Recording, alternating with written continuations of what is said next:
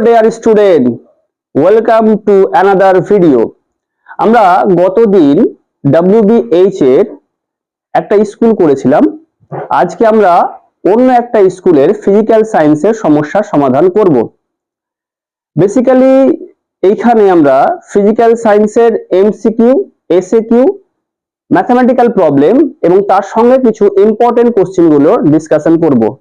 কিন্তু দেখা গেছে যে এই ধরনের কোশ্চেনগুলো ডিসকাশন করতে গিয়ে বা পুরো একটা সেট করতে গিয়ে আমাদের ভিডিওটা লেন্দি হয়ে যাচ্ছে। ওই জন্য আমরা কি করব, প্রত্যেকটা সেটকে বা প্রত্যেকটা স্কুলকে তিনটা পার্টে ভাগ করব। ফার্স্ট পার্টে আমাদের থাকবে এমসিকিউ, সেকেন্ড পার্টে আমাদের থাকবে এসএকিউ এবং থার্ড পার্টে আমরা করব কি ম্যাথমেটিক্যাল প্রবলেম এবং তার সঙ্গে কিছু ইম্পর্টেন্ট কোশ্চেন আমরা সমাধান করব। তো আবার তোমাদের বলে রাখি যে এইখানে খুবই যত্ন সহকারে ফিজিক্যাল সায়েন্স বা ম্যাথমেটিক্স করানো হবে, এখন করানো হচ্ছে অবশ্য। তো তোমরা প্রত্যেকেই বুঝতে পারবা। আর যদি তোমরা চাও যে আমি তোমাদের আরো এরকম ভিডিও নিয়ে আসি, বা যদি তোমরা চাও যে এক্সাম ডোজ বলে কোনো একটা প্লে লিস্ট তৈরি করে আমরা প্রত্যেকটা চ্যাপ্টারের শর্ট নোট প্রোভাইড করব বা শর্ট ভাবে বুঝাও জিনিসগুলোকে, তাহলে সেটাও কিন্তু আমরা তোমাদের পরবর্তী টাইমে করব। তাহলে তোমরা কি চাইছো সেটা আমাদের কিন্তু কমেন্টে জানাবা। তাহলে বেশি কথা না বাড়িয়ে আমরা শুরু করি আজকে আমাদের নতুন ভিডিও। তো লেটস স্টার্ট। ফার্স্ট কোশ্চেন হচ্ছে আমাদের যে মহাশূন্য থেকে আগত উল্কাপিণ্ড বায়ুমণ্ডলের মূলত কোন স্তরে পুড়ে বা কোন স্তরে জ্বলে ছাই হয়। ঠিক আছে, তাহলে এখানে অপশন কি কি আছে গো?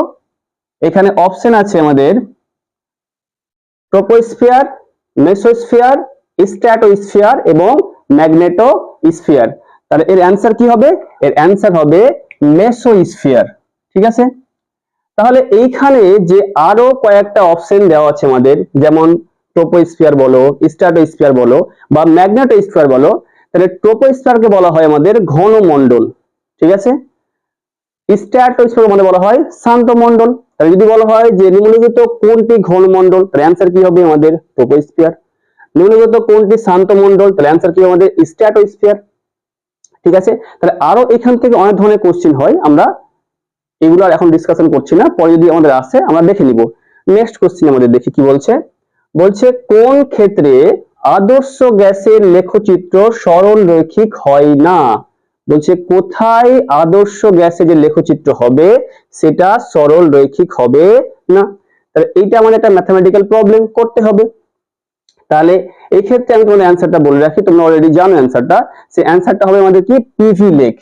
এটা কি হয় গো? এটা হয় সমপরাবৃত্ত। এবার দেখি প্রবলেমটা অ্যান্সার করে দেখি আমরা কি হচ্ছে আমাদের। তাহলে এই ক্ষেত্রে আমাকে একটু পেজটাকে জুম করতে হবে যাতে আমি তোমাদের প্রপারলি এটাকে দেখাতে পারি।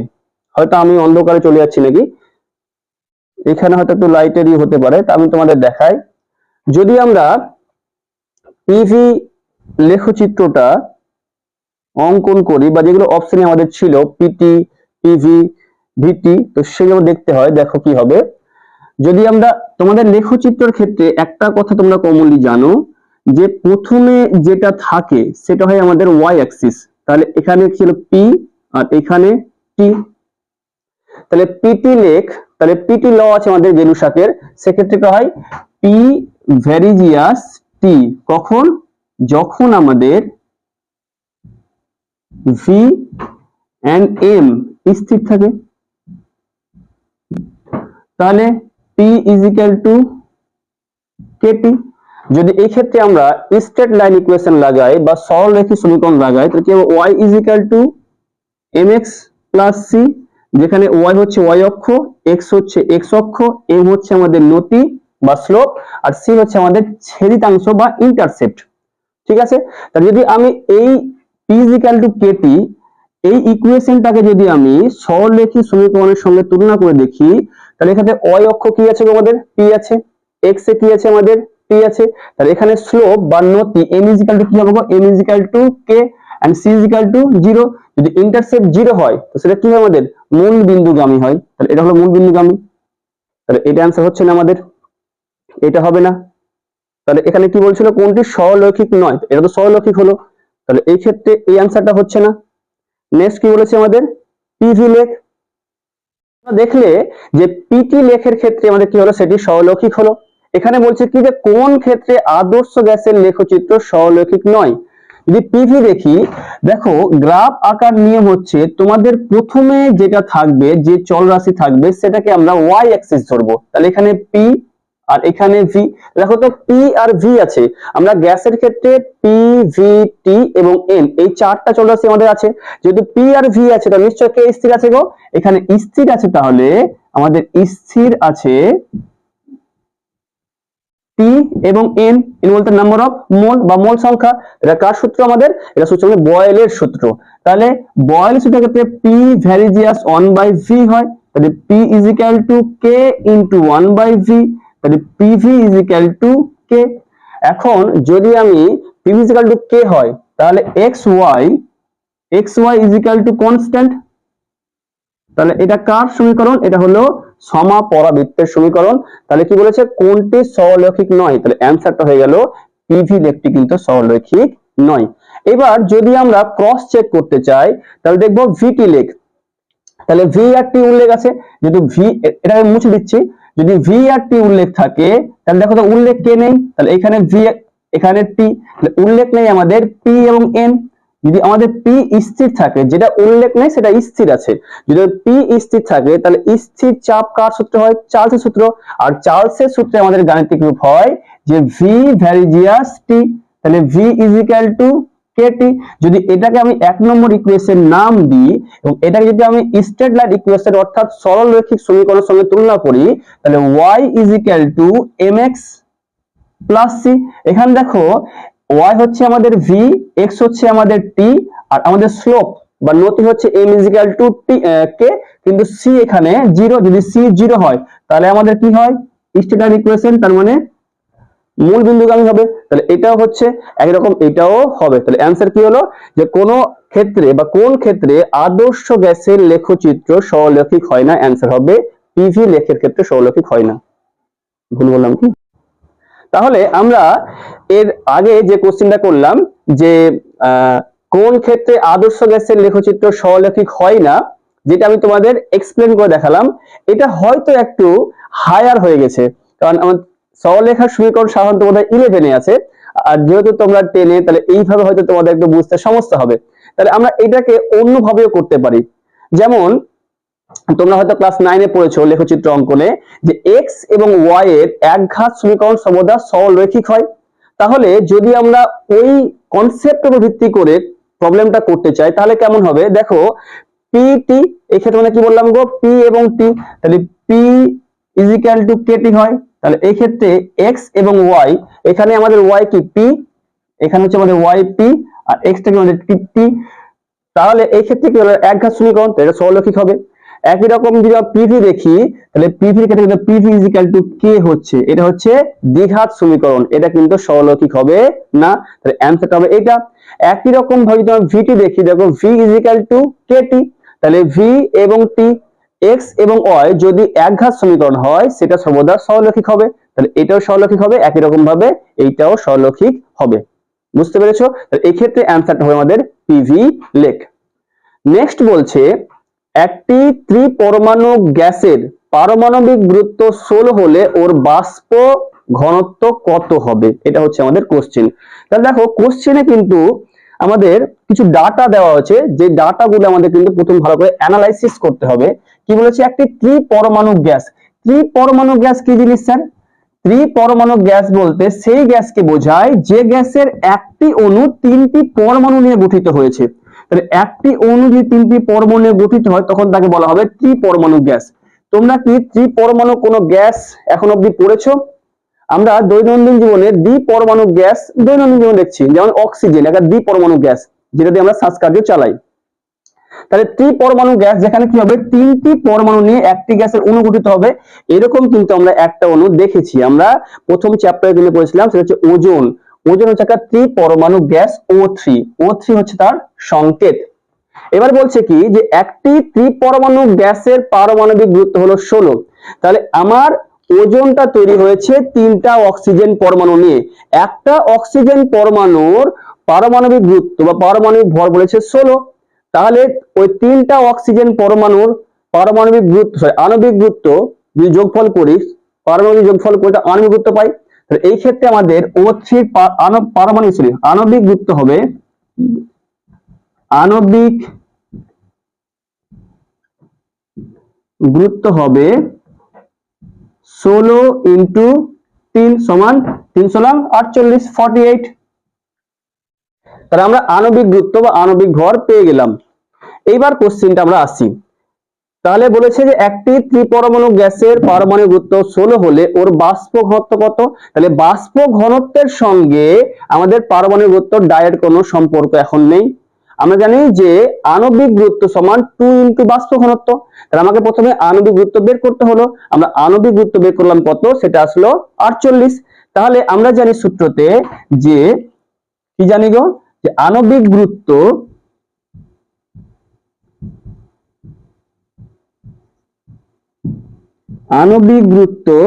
সমান 2 ইন্টু বাষ্প ঘনত্ব। আমার লেখা খুব সুন্দর, যখন আমি একাই লিখি তখন তাহলে মনে হবে যে কি লিখেছি, আমি নিজেই বুঝতে পারি না কি লিখেছি। তো হয়ে যাবে, তোমরা একটু দেখে নিবা। তাহলে এখানে আমরা বলি বাষ্প ঘনত্ব কি হবে, তাহলে বাষ্প ঘনত্ব সমান আণবিক গুরুত্ব বাই 2, আণবিক গুরুত্ব বাই 2। তাহলে আণবিক গুরুত্ব কত পেয়েছি গো, 48। তাহলে 48 বাই 2 সমান 24। তাহলে এই ক্ষেত্রে আমাদের বাষ্প ঘনত্ব হবে 24, 24। ঠিক আছে, মজা করে বললাম 24, 24। হ্যাঁ, তাহলে 24। তাহলে এইটা আমাদের হয়ে গেছে। নেক্সট কোশ্চেন আমরা দেখি। তোমরা বুঝতে পেরেছো কোশ্চেনটা? আশা করি বুঝতে পেরেছো। নেক্সট আমাদের প্রবলেমটা দেখি কি হয়। নেক্সট প্রবলেম আমাদের বলছে যে একটি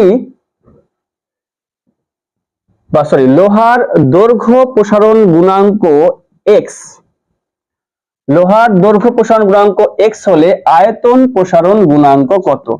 তাহলে দৈর্ঘ্য প্রসারণ গুণাঙ্ক, আয়তন প্রসারণ গুণাঙ্ক এবং ক্ষেত্র প্রসারণ গুণাঙ্কের মধ্যে সম্পর্কটা কি গো? দৈর্ঘ্য প্রসারণ গুণাঙ্ক, ক্ষেত্র প্রসারণ গুণাঙ্ক এবং আয়তন প্রসারণ গুণাঙ্কের মধ্যে সম্পর্ক হচ্ছে alpha is equal to beta by 2 is equal to gamma by 3। ঠিক আছে, তাহলে এই ক্ষেত্রে দৈর্ঘ্য প্রসারণ গুণাঙ্ক হচ্ছে আলফা, বিটা হচ্ছে ক্ষেত্র প্রসারণ গুণাঙ্ক, আর গামা হচ্ছে আয়তন প্রসারণ গুণাঙ্ক। তো যদি আমাদের আলফার, তাহলে যদি আলফা আর গামার মধ্যে সম্পর্ক, তাহলে alpha is equal to gamma by 3। তাহলে আলফার মানটা বলেছে x, তাহলে গামার মানটা কত হবে, তাহলে গামার মানটা হবে 3x। তাহলে গামা সমান হচ্ছে আমাদের 3x। তাহলে এক্ষেত্রে কি হলো, যে লোহার দৈর্ঘ্য প্রসারণ গুণাঙ্ক x হলে আয়তন প্রসারণ গুণাঙ্ক হবে আমাদের 3x। ঠিক আছে, নেক্সট কোশ্চেন বলছে f ফোকাস দৈর্ঘ্যের একটি অবতল দর্পণকে জলে নিমজ্জিত করলে ওর ফোকাস দৈর্ঘ্য হবে f, 2f, 3f এবং 4f। তাহলে অ্যান্সার কি হবে এটার? এক্ষেত্রে অ্যান্সারটা হয়ে যাবে f।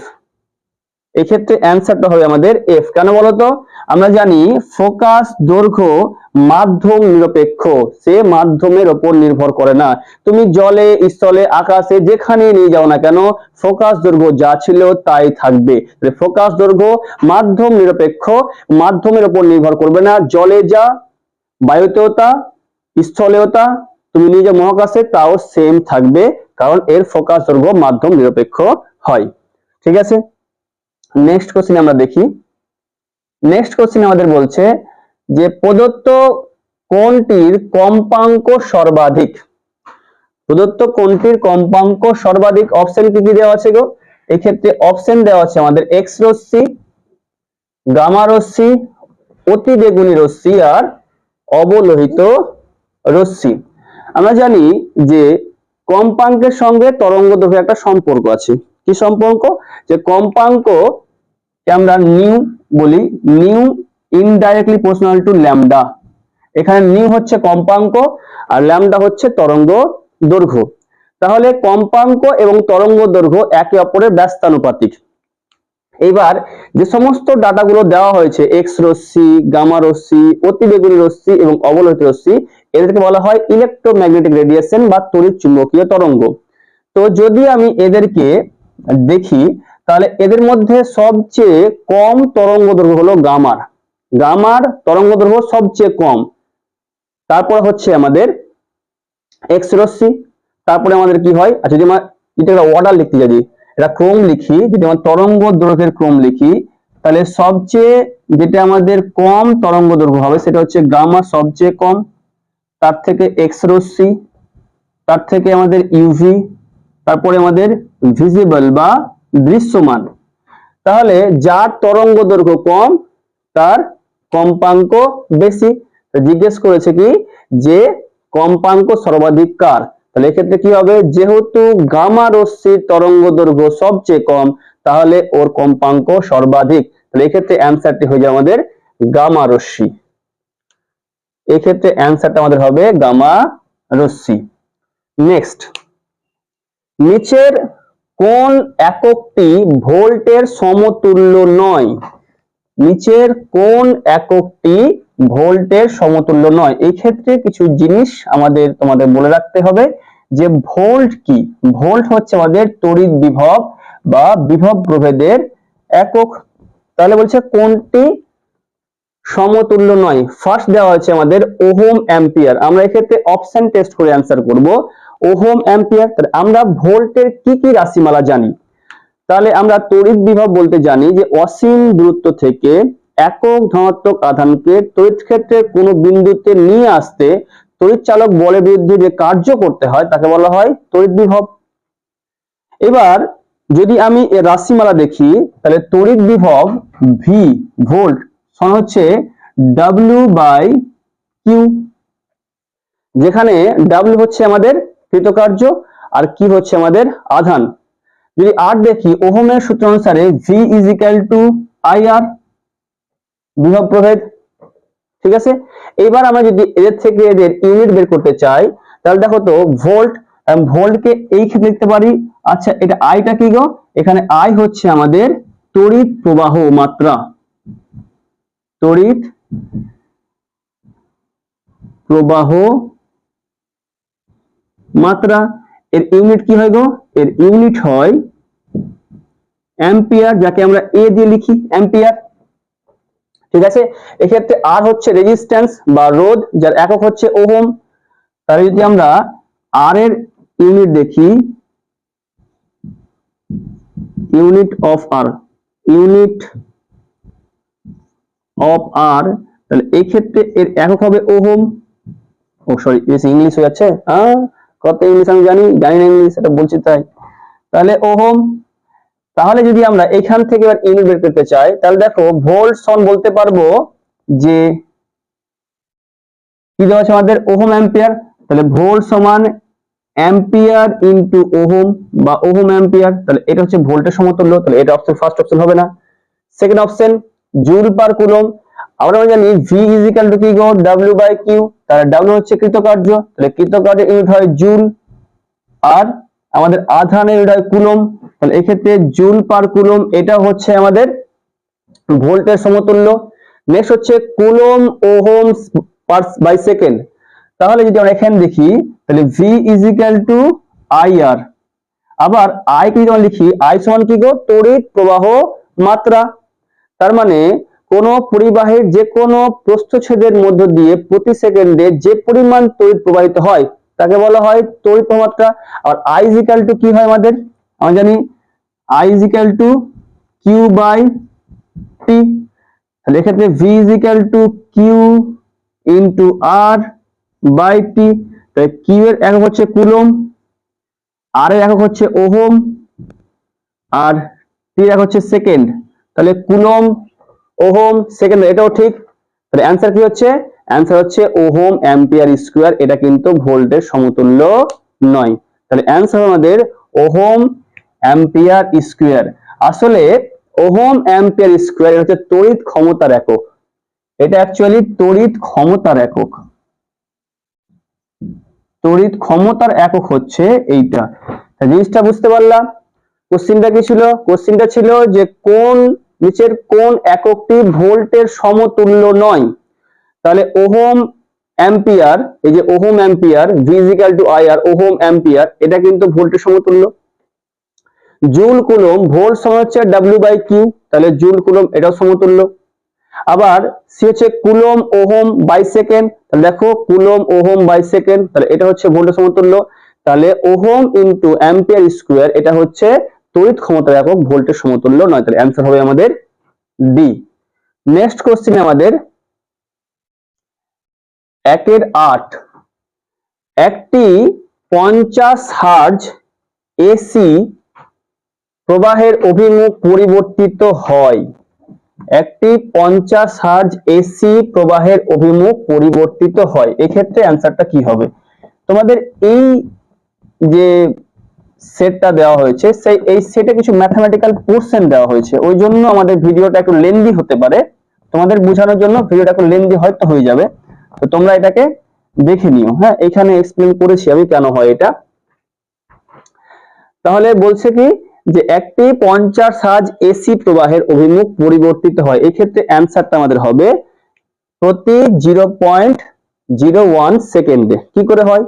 আচ্ছা, এখানে এসির কম্পাঙ্ক কত বলেছে আমাদের? 50 হার্জ, 50 হার্জ। তার মানে একটি 1 সেকেন্ডে 50 বার পূর্ণ কম্পন হচ্ছে বা পূর্ণ প্রবাহ হচ্ছে। তাহলে যেহেতু এসি কারেন্ট আমাদের আছে, তাহলে প্রতি ক্ষেত্রে যদি 50 বার পূর্ণ কম্পন হয়, তাহলে আমাদের 100 বার অভিমুখ পরিবর্তিত হয়। কি করে দেখো, যখন আমাদের ছিল, যদি আমি এটাকে গ্রাফ করি, তাহলে এটা হচ্ছে আই ভার্সেস টি যে গ্রাফ করা হয় আমাদের, যখন আমাদের 1 হার্জ, যখন আমাদের কম্পাঙ্ক 1 হার্জ, সেক্ষেত্রে আমাদের কেমন হয় অভিমুখ? এরকম হয়। তাহলে অভিমুখ কতবার পরিবর্তিত হচ্ছে? 2 বার। যদি আমাদের কম্পাঙ্ক 2 হার্জ হয়, সেক্ষেত্রে অভিমুখ পরিবর্তিত হচ্ছে কতবার?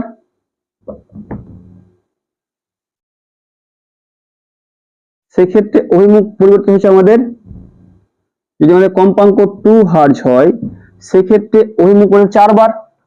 দেখো 1 2 3 4, 4 বার অভিমুখ করতে হচ্ছে। তাহলে 50 যদি হার্জ হয়, সেক্ষেত্রে অভিমুখ পরিবর্তিত হবে 100 বার। তাহলে 50 হার্জ হলে, 50 হার্জ হলে অভিমুখ পরিবর্তিত হয় 100 বার। 100 বার আমাদের অভিমুখ পরিবর্তিত হবে। তাহলে 100 বার অভিমুখ পরিবর্তিত হতে টাইম লাগে 1 সেকেন্ড। তাহলে একবার অভিমুখ পরিবর্তিত টাইম লাগবে 1/100 সেকেন্ড, তাহলে 0.01 সেকেন্ড। জিনিসটা বুঝতে পারলা? এক্ষেত্রে অ্যান্সার হবে 0.01 সেকেন্ড। ঠিক আছে, নেক্সট কোশ্চেন। যদি কেউ বুঝতে না পারো, তাহলে ভিডিওটা একবার নতুন করে রিপ্লে করে দেখে নিবা যে কোথায় কি হচ্ছে আমাদের। নেক্সট কোশ্চেন হচ্ছে আমাদের, হাইড্রোজেন বোমার মূল নীতি কি? নিউক্লিয়ার সংযোজন, নিউক্লিয়ার বিভাজন, তড়িৎ রাসায়নিক ক্রিয়া, না আলোক রাসায়নিক ক্রিয়া? এই ক্ষেত্রে অ্যান্সার হবে নিউক্লিয়ার সংযোজন বিক্রিয়া। স্যার নিউক্লিয়ার সংযোজন কি করে হয় স্যার? নিউক্লিয়ার বিভাজন বিক্রিয়া হবে। হ্যাঁ, নিউক্লিয়ার বিভাজন বিক্রিয়া হয়, সেটা হচ্ছে পারমাণবিক বোমার ক্ষেত্রে, হাইড্রোজেন বোমার ক্ষেত্রে কিন্তু নয়। হাইড্রোজেন বোমার ক্ষেত্রে আমাদের হবে নিউক্লিয়ার সংযোজন বিক্রিয়া বা নিউক্লিয়ার সংযোজন প্রক্রিয়া। ঠিক আছে, ক্রিয়া। নেক্সট কোশ্চেন বলছে, আধুনিক পর্যায় সারণীর প্রথম ও তৃতীয় পর্যায়ের মৌলগুলির মধ্যে সংখ্যার পার্থক্য কত? আচ্ছা বলো তো, আধুনিক পর্যায় সারণীতে আমাদের পর্যায় কটা আছে গো? আমাদের পর্যায় আছে, আমাদের পর্যায় আছে 7টি এবং শ্রেণী আছে 18টি। কোশ্চেন বলছে যে আধুনিক পর্যায় সারণীর প্রথম ও তৃতীয় পর্যায়ের মৌলগুলির মধ্যে সংখ্যার পার্থক্য কত হবে? তাহলে আমরা জানি যে প্রথম যে পর্যায়টা থাকে সেখানে মৌল সংখ্যা থাকে আমাদের 2টি। সেকেন্ড যে পর্যায় থাকে সেখানে মৌল সংখ্যা থাকে আমাদের 8টি, এবং থার্ড যে পর্যায় থাকে সেখানে মৌল সংখ্যা থাকে আমাদের 8টি। এই ক্ষেত্রে তোমরা যখন যোজ্যতা বের করছিলা বা ইলেকট্রন বিন্যাস করেছো, এখন করছো, সেক্ষেত্রে আবার 2 8 8 18 18 এটা অ্যাকচুয়ালি বোঝায় যে ওই পর্যায়ে কটা মৌল আছে। যদি দেখি আমি, দেখবা 2 8 8 18 18 32 32, এখানে দেখো 7 লিখছি আমি, 1 2 3 4 5 6 7 বার লিখেছি না। তাহলে এই সংখ্যাগুলো আমাদের পর্যায়ের মৌলের সংখ্যা বোঝায়। তাহলে কোশ্চেন কি ছিল আমাদের, আধুনিক পর্যায় সারণীর প্রথম ও তৃতীয় পর্যায়ের মৌলগুলির মধ্যে সংখ্যার পার্থক্য কত। তাহলে এটা হচ্ছে আমাদের প্রথম পর্যায় আর এটা হচ্ছে আমাদের তৃতীয় পর্যায়। তাহলে পার্থক্য কত, 8 - 2 = 6। তাহলে অ্যান্সার কি হবে, এটার অ্যান্সার হবে 6। ঠিক আছে, নেক্সট কোশ্চেন, প্রদত্ত কোন যৌগে অষ্টক সূত্রের ব্যতিক্রম দেখা যায়। অপশন দেওয়া আছে NaCl, বি নম্বর অপশন CaCl2, এটা হচ্ছে সোডিয়াম ক্লোরাইড, ক্যালসিয়াম ক্লোরাইড, এটা কিউপ্রিক ক্লোরাইড বা কপার ক্লোরাইড বলা হয়, এটা হচ্ছে ম্যাগনেসিয়াম ক্লোরাইড। তাহলে অ্যান্সার এই ক্ষেত্রে হবে আমাদের কিউপ্রিক ক্লোরাইড বা কপার ক্লোরাইড। কেন হবে এটা অ্যান্সার, এই ক্ষেত্রে একটু ব্যতিক্রম লক্ষ্য করা যায়, এখানে অষ্টকের সূত্র প্রযোজ্য হয় না। কেন হয় না, যদি তুমি দেখো কম্পাউন্ড গুলোকে তাহলে বুঝতে পারবা যে এরা প্রত্যেকেই আয়নীয় যৌগ বা তড়িৎযোজী যৌগ। তাহলে যদি আমি এটাকে ভেঙে দেখি, তাহলে এখানে Na+, Cl-, তাহলে এখানে Na+, Cl-, দেখবা এরও অষ্টক পূর্ণ আছে, বাইরের কক্ষে 8টা ইলেকট্রন থাকবে, এরও বাইরের কক্ষে 8টি ইলেকট্রন থাকবে। যদি এই ক্ষেত্রে দেখো এটা হবে Ca+2, Ca+2 আর 2Cl-, কিন্তু যদি এটাকে দেখো এটা হবে Cu+2 আর 2Cl- থাকবে, যদি এটা ভাঙি আমি তো, তাহলে এই ক্ষেত্রে কি হবে আমাদের, এই ক্ষেত্রে আমাদের যেটা হয় সেটা হচ্ছে যে এই ক্ষেত্রে কপারের সরবস্থ কক্ষে কিন্তু 8টি ইলেকট্রন থাকে না, এই ক্ষেত্রে কপারের সরবস্থ কক্ষে আমাদের 9টি ইলেকট্রন থাকে এবং এর সরবস্থ কক্ষ হয় আমাদের ডি কক্ষ, যেটা তোমরা ক্লাস 11 এ ডিটেইলসে বুঝতে পারবা। তাহলে এই ক্ষেত্রে অ্যান্সারটা হবে CuCl2। ঠিক আছে, নেক্সট কোশ্চেন আমাদের, গ্যালভানাইজেশনের জন্য তড়িৎ বিশ্লেষ্য হিসাবে ব্যবহৃত হয়। গ্যালভানাইজেশন কি গো, গ্যালভানাইজেশন হচ্ছে আমাদের যে তড়িৎ বিশ্লেষণ প্রক্রিয়ায় লোহার উপর জিঙ্কের প্রলেপ দেওয়াকে বলা হয় গ্যালভানাইজেশন। তড়িৎ বিশ্লেষণ প্রক্রিয়ায় লোহার উপর জিঙ্কের প্রলেপ দেওয়াকে বলা হয় আমাদের গ্যালভানাইজেশন। তাহলে এই ক্ষেত্রে আমরা বলেছিলাম যে যদি কারো উপরে প্রলেপ দিতে হয়, যার উপর প্রলেপ দেয় সেটা হয় কি ক্যাথোড, যার প্রলেপ দেয় সেটা হয় অ্যানোড, আর যার প্রলেপ দেয় তার সালফেট লবণ হচ্ছে আমাদের তড়িৎ বিশ্লেষ্য পদার্থ। এই ক্ষেত্রে কোশ্চেন কি ছিল, এই ক্ষেত্রে কোশ্চেন ছিল যে গ্যালভানাইজেশনের জন্য তড়িৎ বিশ্লেষ্য হিসাবে ব্যবহৃত হয় কে।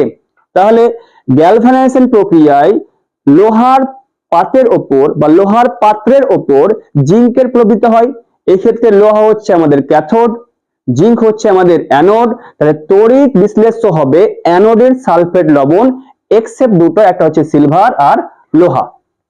এক্ষেত্রে সালফেট লবণ হয় না, একটা হয় পটাশিয়াম অরোসায়ানাইড লবণ, একটা পটাশিয়াম আর্জেন্টোসায়ানাইড জলীয় দ্রবণ। এক্ষেত্রে অ্যান্সারটা হবে, যেহেতু জিঙ্কের প্রয়োগ দিচ্ছি তাহলে জিঙ্কের সালফেট লবণ, তাহলে জিঙ্ক সালফেটের জলীয় দ্রবণ, অপশন নাম্বার সি।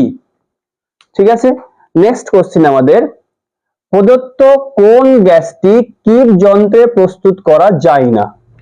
কোশ্চেনটা হচ্ছে প্রদত্ত কোন গ্যাসটি কিপ যন্ত্রে প্রস্তুত করা যায় না। এখন কথা হচ্ছে যে কিপ যন্ত্রে কোন ধরনের গ্যাসগুলোকে প্রস্তুত করা যায়। কিপ যন্ত্রে সেই ধরনের গ্যাসগুলোকে প্রস্তুত করা যায় যেই ধরনের গ্যাসের প্রস্তুতির প্রয়োজনীয় দ্রব্যগুলির মধ্যে একটা সাধারণ উষ্ণতায় তরল থাকবে এবং অপরটি সাধারণ উষ্ণতায় কঠিন হবে।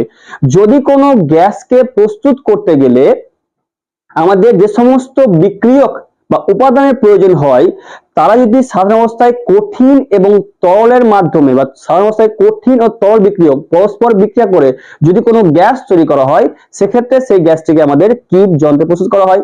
এই ক্ষেত্রে আমাদের কিপ যন্ত্রে প্রস্তুত করা হয় এমন গ্যাস হচ্ছে H2 আর আমাদের CO2 আর H2S। কোশ্চেন কি বলেছে যে প্রদত্ত কোন গ্যাসটি কিপ যন্ত্রে প্রস্তুত করা যায় না। তাহলে অ্যান্সার হবে আমাদের অক্সিজেন গ্যাসকে আমরা কীট যন্ত্রে প্রস্তুত করতে পারি না। ঠিক আছে। ব্ল্যাক জ্যাক, নেক্সট কোশ্চেন আমাদের, ব্ল্যাক জ্যাক এর সংকেত হলো ZnS, Al2O3 2H2O, Fe2O3 and ZnCO3। তাহলে এই ক্ষেত্রে আমরা জানি ব্ল্যাক জ্যাক এর সংকেত হচ্ছে আমাদের ZnS। ঠিক আছে, এটাকে ব্ল্যাক জ্যাক বলা হয়। Al2O3 2H2 এটা আমাদের গিবসাইট, অ্যালুমিনিয়ামের আকরিক। Fe2O3 রেড হেমাটাইট, আমাদের লোহার আকরিক। ZnCO3 জিঙ্ক কার্বনেট, এটা বলে ক্যালামাইন, জিঙ্কের আকরিক। আর ZnS এটা বলা হয় ব্ল্যাক জ্যাক, যাকে আমরা জিঙ্ক ব্লেন্ডও বলি। ঠিক আছে, অ্যান্সার আমাদের ZnS। নেক্সট এবং লাস্ট কোশ্চেন আমাদের, সেটা হচ্ছে কি, সেটা হচ্ছে আমাদের ইথাইল মার্কাপটান যৌগটি এলপিজিতে মেশানো হয় সেটি, ইথাইল মার্কাপটান যৌগটি এলপিজিতে মেশানো হয় সেটিকে গন্ধযুক্ত করতে, তাপন মূল্য বাড়াতে, তরলায়িত করতে না দূষণ মুক্ত করতে।